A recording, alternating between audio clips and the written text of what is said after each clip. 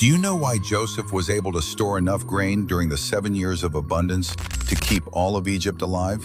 What is even more astonishing is that it was not just a few bags or a few carts. It was an amount great enough to sustain the destiny of an entire nation. There were no refrigerators, no modern technology, yet when the famine that almost swallowed the whole land finally came, that grain could still be opened, distributed, and used to keep countless people alive.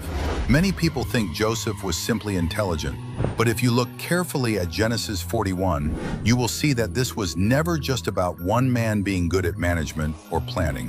What Joseph did was not merely storing grain for the moment.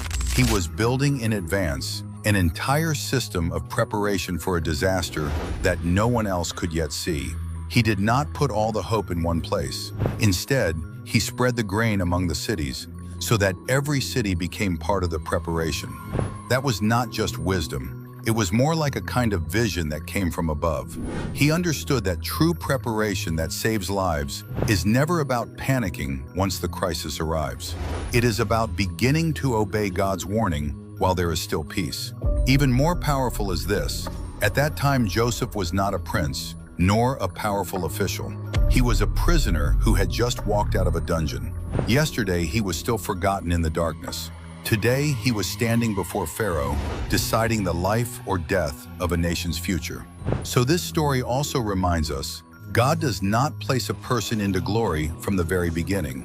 More often, He first allows you to go through crushing, silence, waiting, and days when no one understands you. But when His time arrives, the place where you were once overlooked can become the very place where He reveals your calling. Maybe right now you are living in a season that feels like a prison. The road ahead is unclear. No one understands your effort. Maybe even you do not know what any of this means. But you must believe this: God never lets a person walk through the night for nothing. Sometimes He keeps you in a low place, not to bury you, but so that one day through you, He can uphold more people, feed more people, and save more people.